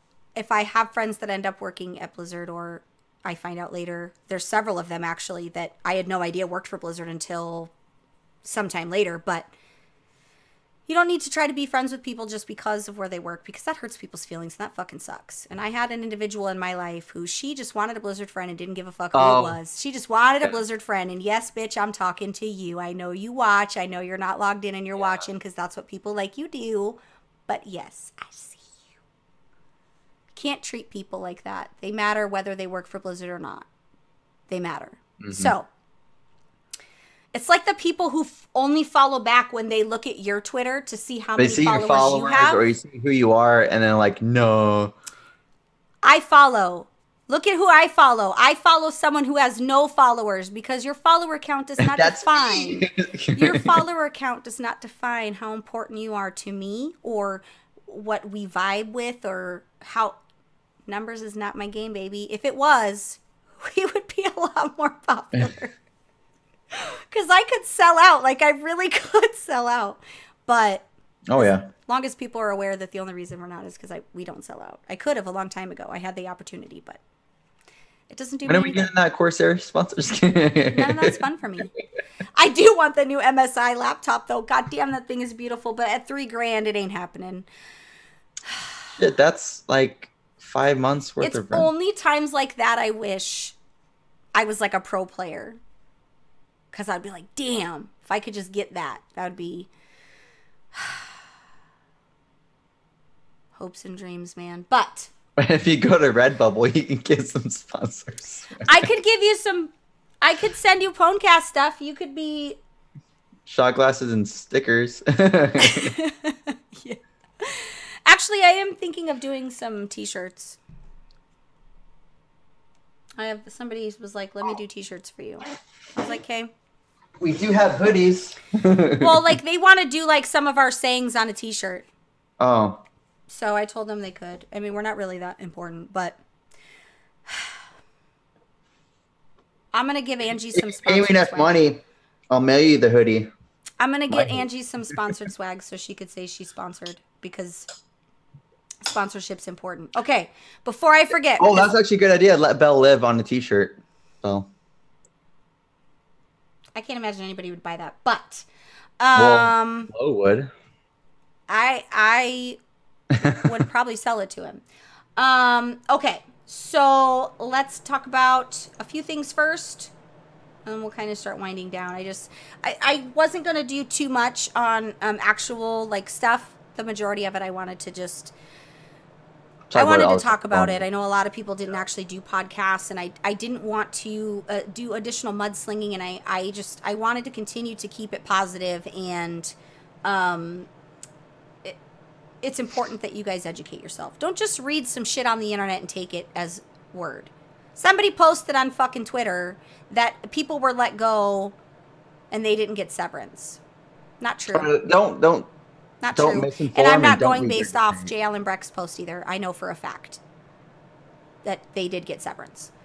It probably isn't for very long. I don't actually know the number, but that doesn't make it okay before anybody freaks out. It doesn't make it okay. I'm just saying It's better. If you have a choice of one way or the other, the lesser of the evils, right? So, anyway, I'm confident in everybody that was let go, that they will find exactly what they're looking for. And in every shit moment of my life was always followed by the best. Even when I couldn't see it. Even when I couldn't see it. It was always for the better. It's just really hard to see. Hey, thanks. You caught us live? Yes, Why aren't you senor. not having a Valentine's Day dinner? To the Singles Awareness Day. I'm not having a Valentine's Day dinner either. I had ramen. Can we get a delicious steak dinner at the Ponderosa? Right? I had ramen. That's what I had for dinner. Ramen with mayonnaise and... What? I had ramen with mayonnaise and Valentina. Ramen with mayonnaise? Yeah. What the fuck? It's good. Try it once. You'll thank me. I promise. Guys, I've been places. I don't know if any of you know, but I've been places. And some habits are hard to break. And yeah, I just put... Because I don't put a whole lot of juice in there, right? Because it's just noodles. I mayonnaise and mix it and let it sit. And I add some Valentina and some salt. Life-changing. It's good. So it does sound disgusting, but I promise you it's really good. So what the mayonnaise does is it actually makes it like a sauce. So it's like noodles with like a sauce. Like you don't have to go crazy with the mayonnaise, just like a spoonful. Wait, would it be compared to like an Alfredo sauce? Yeah, or just... kind of. So I'll show you because I didn't get to finish it because I made it late. Hold on, I dropped. Well, how much mayo are we talking? Like so a I lot? put like because you know you guys know I don't measure stuff. Because I mean, it might be one of those things where show it you. sounds really fucking weird. Can you see? But then it's actually not so bad. I see noodles. Yeah, because I made a sauce. So it just. But it comes with MSG in a sauce. But it's really liquidy. The mayonnaise just thickened it up a tiny bit, and it basically is just like. And then I add the Valentina is really good with like the mayo. Well, I've never fried it because there wasn't skillets. okay, now you can try frying it. There or frying wasn't it. skillets available when I was camping. I had to work with what I could at the time. One day, guys, one day. Ramen with mayo and tuna fried in a skillet. Well, that is I don't know about the fried part, but the maybe with some crushed jalapeno chips. Trying to see if that's. I mean, the direction. weirdest I've gotten with ramen is putting egg in it. Like, I don't know about I put mayo. you could do the mayo and you do the the jalapeno chips, crunch them in there, and it makes like a little casserole type deal with the tuna. We'll see. Yeah, the jalapeno chips are really good with it, but you should try. Just not Miracle Whip, guys. Not Cool Whip. not sandwich spread. It needs to be actual mayo. And you just put like, not a tiny spoon, like an adult spoon. The little spoons are not made for Or adults. tablespoon. Yeah, like a tablespoon. But not like a measuring tablespoon. But like you have two spoons. Well, You that's have a big and a little. A big spoon is a tablespoon. Yeah. And sometimes I like to add a little bit more. It just depends. And then I have 3 different bottles of Valentina. I have a big bottle that's downstairs. I have a bottle up here in my fridge, and I have a bottle that's in my drawer in my fridge downstairs. I have Like Valentina. Yeah. all hot sauce has a different use, right? Like we use Tapatio for some stuff, and but this is really good with beef ramen. I have never had it with chicken, the chicken flavored ramen, only the beef, the mayo type Oh. deal. But I would recommend trying it. You never know what Yeah, I you know. might fancy. Like I said, it's one of those things where it sounds weird, but then it actually might be good. So I'll actually give it a It doesn't shot. taste like mayonnaise. It doesn't taste like mayonnaise. It tastes like like you said, not an Alfredo, but the same. It's the same concept. Kind of like with your mini pies and cupcakes. It's the same concept. same but different. Guys, the 2 sides for every story achievement. So I wanted to make sure that I talked about this now because I feel like it's important for those who want to work on it. So remember, we seen the pictures on the Twitter of like the Alliance wolf, right? Now, I'm going to just show you that there's I'm a little frustrated that the Alliance get the wolf, but I guess I get it. I would have rather have had the Horde horse, but now, this comes from doing the achievement 2 sides for every tail. I said story, but that's not really what it is. So 2 sides for every tail, which is exactly what you think it is. Like, whatever you're thinking it may or may not be, it's exactly what you think it is. Basically, you're going to complete A Nation United for Kulteris, and you're going to do Zandalar Forever, and you're going to do Tides of Vengeance for both sides. So, because, you know, Tides of Vengeance is an actual achievement. Yeah. So the Horde is getting a horse. And we're getting a wolf. Isn't it a little weird? I think that's intentional. It's like, is it? Yeah. I hope so. Otherwise, all that budget they just freed up for development just went to shit. I gotta be really honest. It wasn't to our credit. But it is a little weird that it's backwards, so I guess you would have to say that it's intentional, right? I would hope. Yeah. It's about time a Horde got a horse instead. But, yeah, you need to do... So, basically, you need to do the war campaign on each side, and you need to, Zandalar Forever and A Nation United. So, yeah, because, yeah. I wanted to tell you guys about it now so that you guys could work on it, because I'm actually going to start working on it. I've been leveling my druid, which I did a Warfront. Not a Warfront. I did the Invasion and some other shit, and I didn't even level. I didn't even level.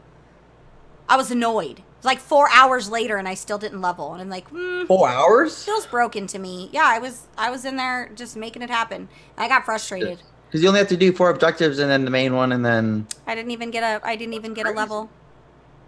I was halfway. Did you get like a quarter of the way? No, I was halfway to leveling, and I got a quarter. Like I got. Okay, that seems kind of. You should have at least gotten like barely to the edge. I don't know what happened. I did all of it. Crazy.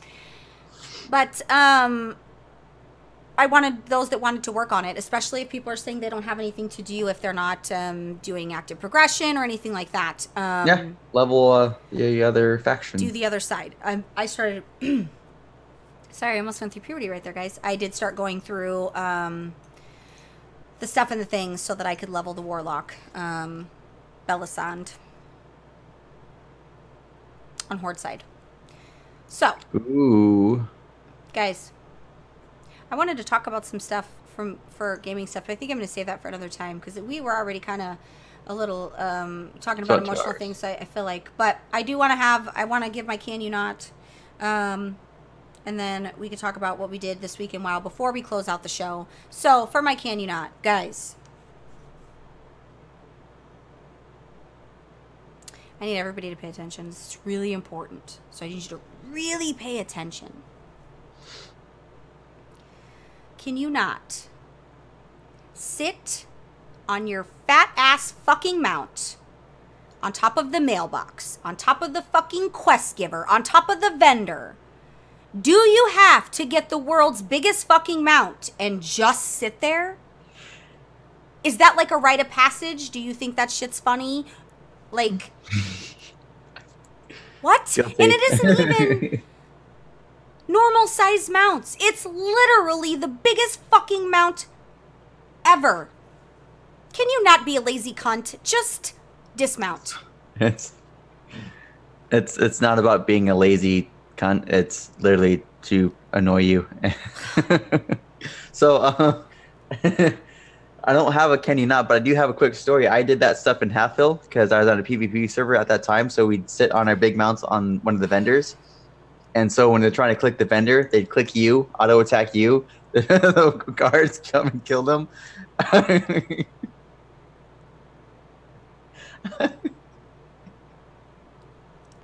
Is anybody here surprised by that statement from Rem? Because I'm not surprised. Guys, be better humans. Be better, humans. Yeah, If you're gonna, be better than me, please. the only amount that it's acceptable for you to be taking up the whole fucking space of wherever it is I need to be is the Bronto. Have at it, guys, because I need to shop. So,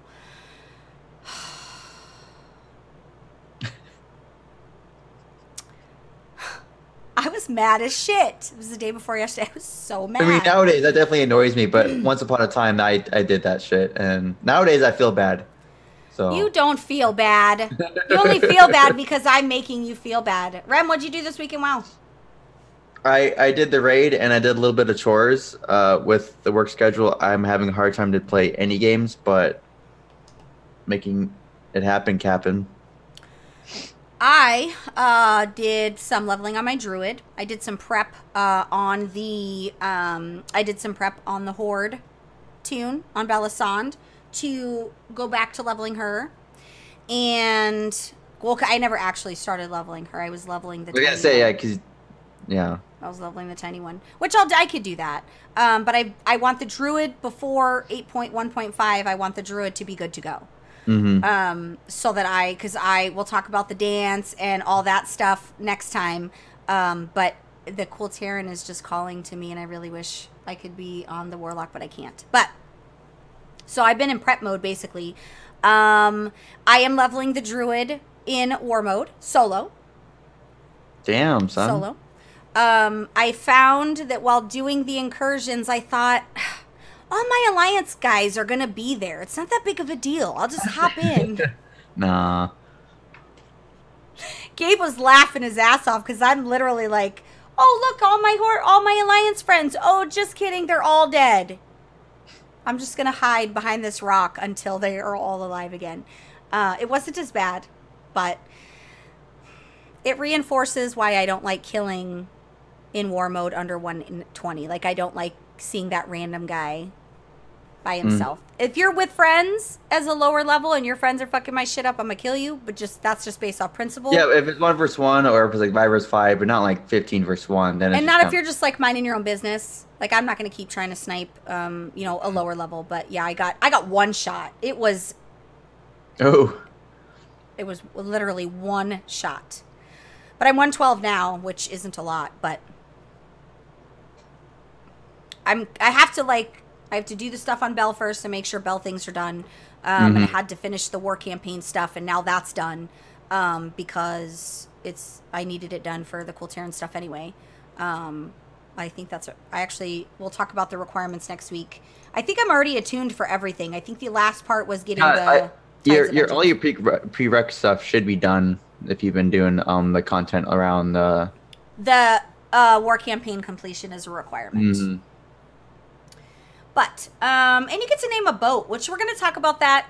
We'll go. I've been waiting. You guys know I like to wait to talk about patch stuff until it's within a few weeks of patch actually coming out because there's so many things that change. But I've been part of my weekend WoW stuff. I did spend some time in PTR to check some stuff out. So other than that, guys, I think that's pretty much the best you guys are going to get on Valentine's Day. Singles Awareness Day. It's weird that people are even watching. I'm sure there's people that aren't logged in that are creepily watching. It's either A, single awareness day like me, or B, a lot like you, where they don't worry about Valentine's Day either. Yeah, he knows I love him. He doesn't need me to. He's not dead yet. We don't have to stand on ceremony. Like, we're people make their own relationship rules and what's good for them. So. Yeah, don't conform, guys. Okay. But like, it's Valentine's Day. I shave my legs. I know some rules still apply, guys. Just so we're clear. Like, I don't want everybody over there going, man, I really feel bad for Dark. You don't gotta feel bad, guys. I know the expectation, especially after being married as long as we have. So, just so we're clear.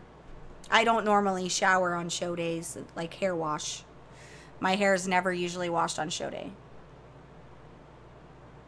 Because it's off, because I wash my hair every other day. So it's like off. This is the first show day in forever that my hair was actually washed because I actually washed it.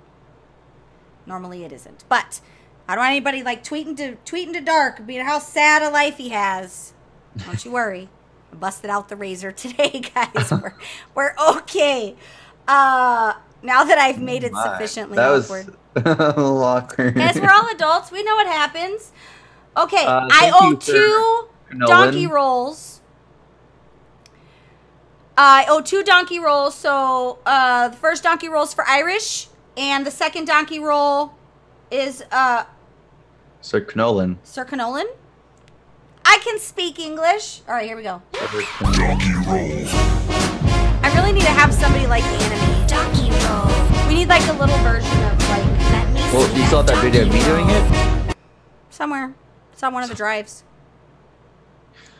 Thank you so much for being a style boy. I appreciate it. One of these days, does anybody know an animator that could make us an animation? I need an animator, guys. The only animator I know is Jamie, aka Pleb, and he's got his hands full with method stuff. I need somebody that, because I need emotes made too, Twitch emotes. He was supposed to make them, but he's really busy. It sucks when you're on the top. Like, he's like, everybody wants him because he's the man. I need somebody equal in quality but lower in popularity. I need a little guy because the little guys have time for me. I don't have enough followers to have bigger guys have time for me. Yeah. I lose followers by the day, and that's okay.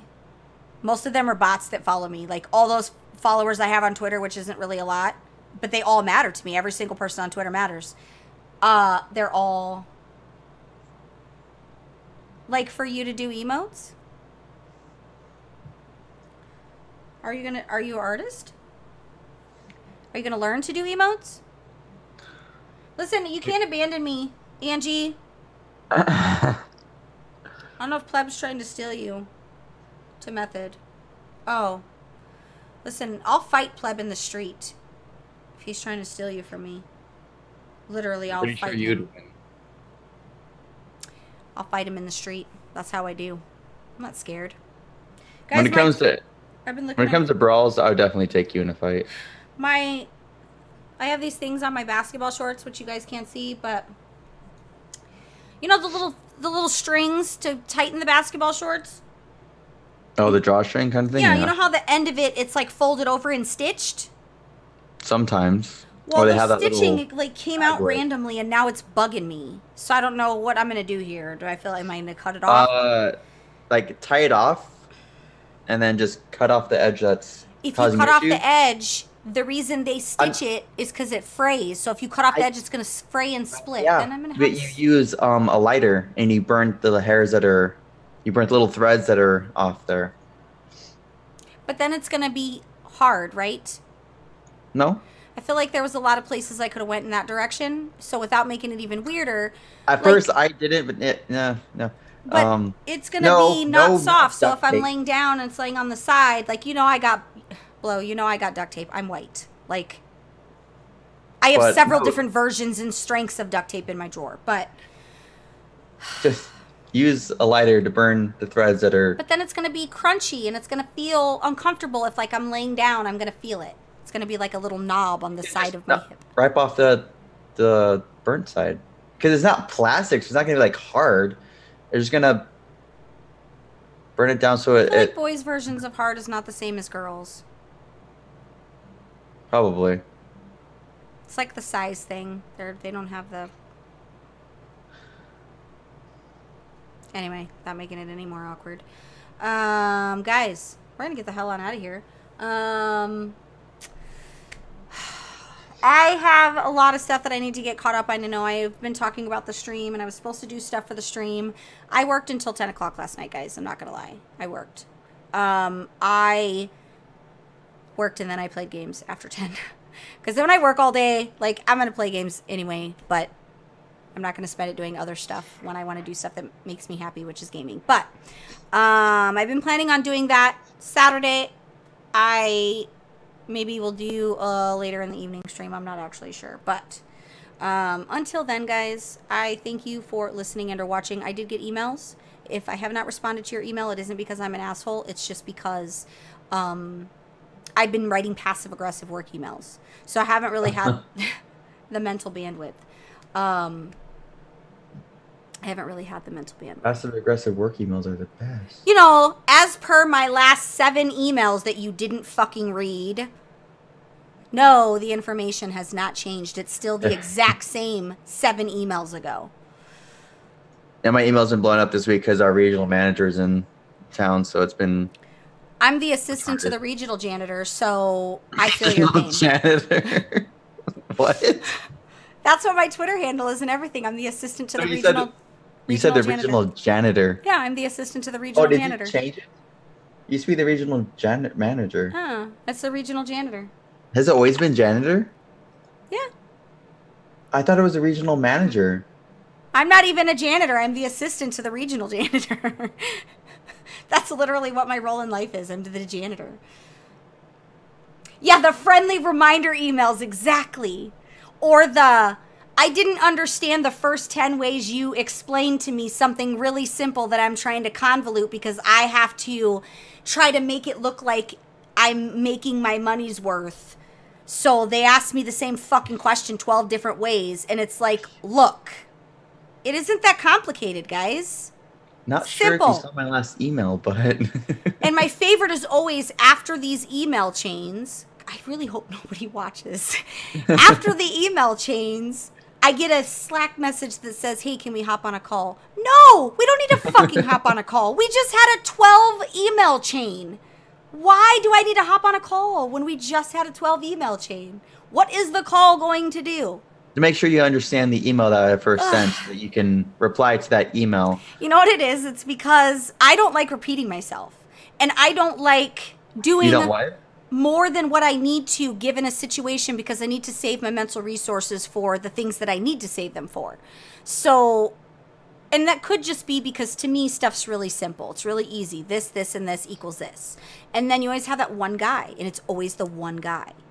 And that one guy will complicate putting mustard on a fucking hot dog.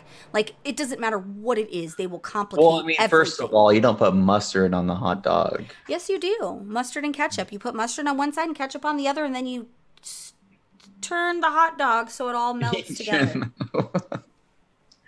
You do. Mustard, ketchup, turn the hot dog. And then it gets in the bun, and it does all the fun stuff, and then you put the relish on top. Then you put your little pickle on the side. That's what you gotta do. It's not even clients. The clients are the least confusing. They're the only ones that are smarter sometimes because they're in and out. But another joke that could be made there for sure. But yeah, I don't know why I have a important position at my company. I have no idea. I mean, you have the brains for it. You just don't have the corporate, what's the word? Not personality, but like your... I do with customers. Like no, with customers, I bet. Like with my other coworkers, like it's a whole different thing. But when I'm with my customers, I'm professional as hell. You would never recognize me. Never. Customer My husband always stories? knows when I'm talking to a customer because you would have no clue. Yeah, my customer service personality is a little different. Yeah, it's the professional, even professional with like leadership. It's a whole different. But to my guys, like me and I'm Yeah, when your equals are below, it's a lot different. we just the same. I'm inappropriate in chat like I'm not supposed to, and I send gifts that are probably borderline inappropriate and would probably get me reported to HR. But I mean, nobody's reported me yet, so I think we're okay. But with that being said, we don't need to talk about my corporate woes. There is a good chance, which I guess I could probably tell you guys now, there is a good chance that March 7th, I'm not sure how I'm going to handle that, and I don't even know if that is going to be the thing, but March 7th's week of the episode, it likely will either be later or we might have to skip that week in general. I should know by Monday. I might even know tomorrow, but I'm going to have to go to Chicago for 3 or 4 days. The fuck? Yeah, I got to... Directors got to do things. I got to go meet with some of our... Oh, wow. They want me to do a presentation, and then... Do they know what you look like? They're like, who is this bitch? I know. I asked I'm going to try to not use anybody's name in case anybody watches the show. I asked an individual, do I need to get my tattoo sleeves? Because, you know, I have the skin colored sleeves because when I worked for Sexton and then when I worked at Fred Loya, they were like, you need to have these. I was like, do I need those? He's like, no. Okay. But I don't have businessy stuff, guys. I don't have, like, I do. You can borrow a pair of my khakis. Actually, that's not a problem because I lost weight. I have businessy stuff from back when I was skinny that I probably fit into again. I was gonna say that's probably even too big for you nowadays. It might be a good thing. And we might be all right, guys. But I have to stop saying the F word so much because it's not appropriate. Luckily, I'm only needed for like 2. I have to go because I need to be there a day before, and I'll probably leave like the day of. But I'm gonna meet with some of our large customers. Well, all of our customers are large, but I'm gonna meet with a few of our. I think I'm gonna meet with hotels.com and Ooh. Yeah, one of their bases is in Chicago, but they want the support director to have the same thing that the other departments have, like the other directors of the other departments who have one-on-ones with the customers. And I need to do. We're onboarding some new account managers and stuff, and they want me to give, how they work with support and stuff. But so it's gonna be really weird doing anything for work because I haven't had to leave town for work in a really long time. Yeah. And it's crazy. Chicago, which is scary because I can't rent a car. So I have to learn to Uber. Somebody's going to have to teach me how to Uber. Yeah, I prefer Lyft over Uber, but yeah, you just wait on the corner. I just hope someone doesn't like go, hey, how much is... Just a fucking Friday night, guys. But I will probably be... doing lots of Snapchat stuff. I don't really Snapchat much anymore because I don't leave the house, but I'm excited to eat. I'm not going to lie. Yeah, no, there's going to be good food for sure. Yeah, I'm excited. I'm going to try to see if I can bring some Italian beef back for my husband. I know, I'm lingering. Well, we're going. I'm out of here. We're out of here, like guys. 50 minutes ago. Yeah, I should have been done. This is what happens. Mine's backwards right now, by the way, Blow. It's more like straight pants become skinny pants. So.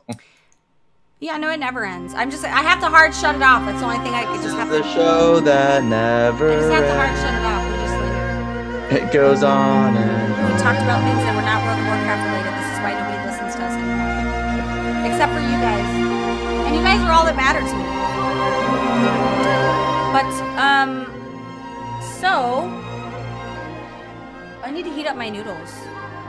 probably. Because they got cold. I just made them Cold. right before show. I thought I was going to be able to. Cold noodles would be a sad thing. No, it's not good. Ramen's never good cold. But it could be. Maybe. If you're desperate enough. What? Who's desperate? Oh, just to eat. Mayo ramen noodles. Mayo ramen noodles is delicious. With sriracha sauce. I thought I stopped the stream and I didn't. I recorded though. Hold on.